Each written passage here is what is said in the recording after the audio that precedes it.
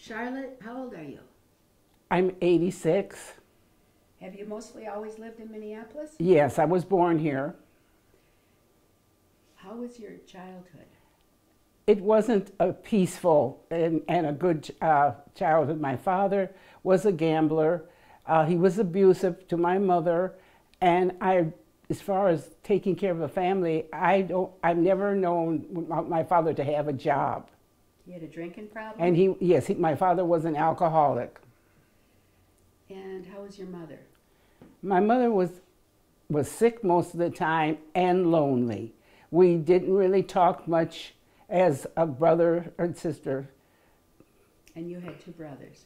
I had two, yes. My oldest brother is my half-brother, and so it was just my younger brother and I, because my grandmother raised my older brother. You yourself have two boys, right? Yes. Edward and Corey. Edward will be 65 this year. Corey will be 49.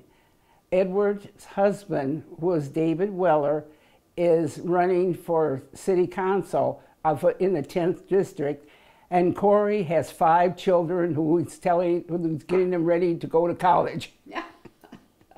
And you were very involved with their I watched my grandchildren for 9 years. In fact, when they were born, their mother just handed them to me. Each one of them, she handed to me.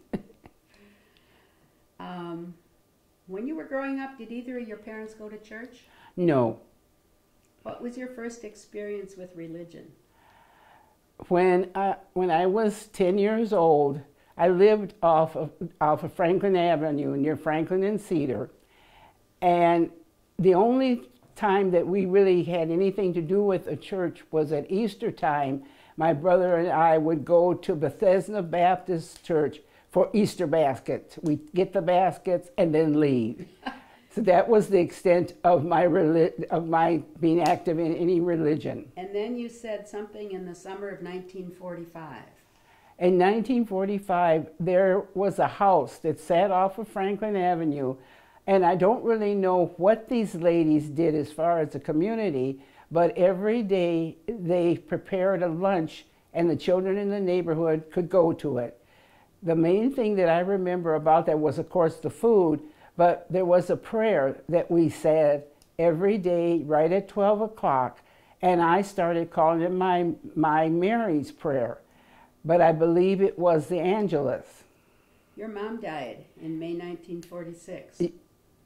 Yes, she did. And what happened then? Well, we ended up living with my grandmother because my mother became very ill, and for her to take care of. And that was just for a short time. That was just for a short time because we didn't stay there. That spring she died. That May my mother passed away. And then you went to a home.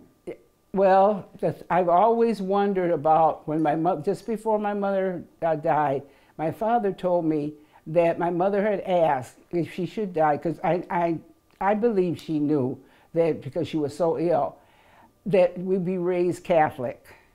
So shortly after my mother died, I ended up going to the St. Paul Orphan Society, and my brother ended up at the Catholic Boys Home, which is now called St. Joseph. So the St. Paul Orphan Asylum was run by the Sisters of St. Joseph, bless them. Were you happy there? Very happy. You said you thought Mary sent you there.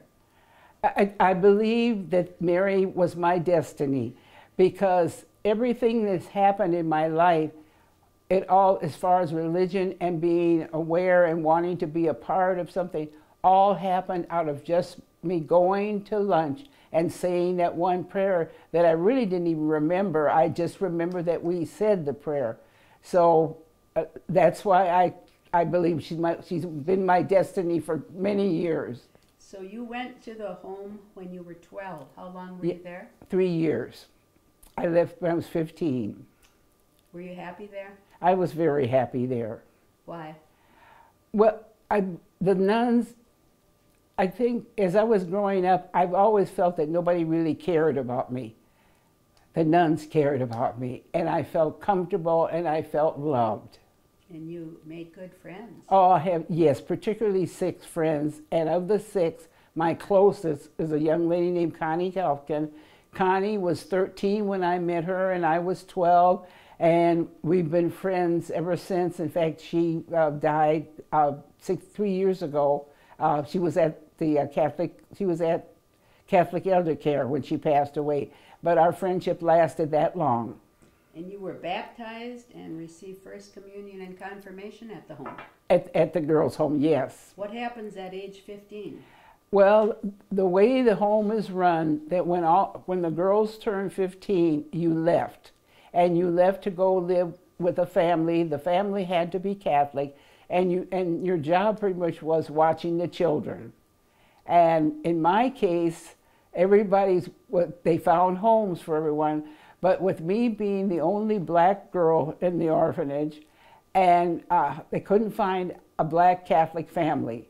So I ended up living with Helen and Frances Langer, who happened to be white. And were you happy there? I was very happy there. Why? Mrs. Langer, when I really thought about it, she was the mother that I always wanted.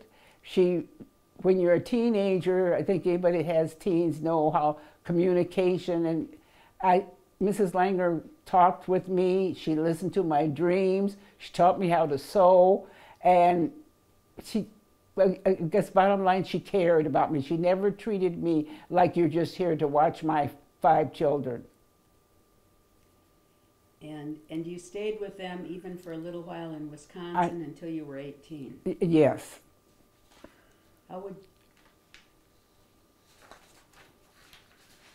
And then you were on your own in Minneapolis? Yes.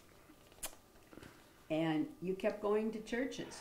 I went to several churches. I really couldn't find, where I was living was on Clinton, and down the street was the church, St. Leonard's, and not too far away was Joan of Arc, and then on the other side was Holy Rosary. I've been around Holy Rosary, so I've had a lot of choices, so I kind of just floated from one church to another until my oldest son was born. Your youngest? No, well, that's St. Leonard's. When I started to go to St. Leonard's because of Edward. When did you come to St. Stephen's? When Corey was 5 years old, so that would be 1973.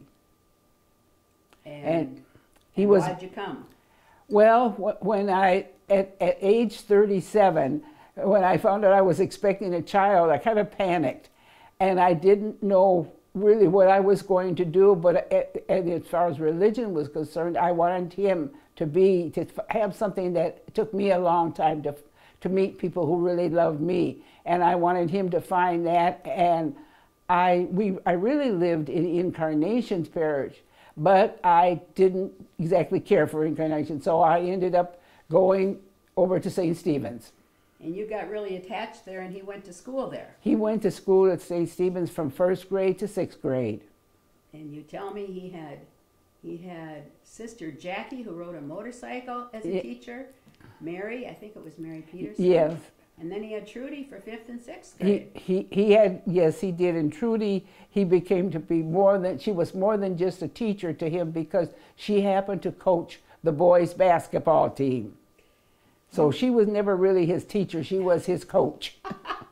You were in a miserable marriage when you came. Very miserable. In fact, I decided after a few years that you don't marry somebody that you think you can change. And you said something about St. Stephen's wrapping you in a blanket. I felt that after dealing with Corey in school and finding what service I wanted to go to, I guess the way I would put it was, when I first entered St. Stephen's, I was sitting at the last pew in the building, and I moved from the last pew to the middle pews, and from there being coordinator, being talked into running for console, in which I ended up being on the console, being on the outreach committee, and every year helping Emma for 3 days with our festival. You got really involved. Yes, I did. And then that's because I've always felt, after I moved a little bit further and got a little more comfortable, that I was being wrapped in a protective blanket. Can you just say a little bit about how you felt when I read that second reading before Jesus to you? You know, I think all of us know when we've either read or seen something, either television or movie, that touches you. You feel it inside. I think when people say, well, they get goose pimples or the hair on their arms. Well, that's how I felt when Mary read that. And it brought back another memory when I felt the same way too, also about a song, Mary, Did You Know? So I felt it. So Mary's still with you. She's still with me. She's still guiding you.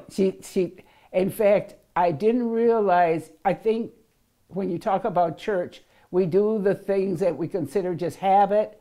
So I didn't start really thinking about how important Mary was in my life until I started talking to Mary Wilmoth. Thank you, Charlotte.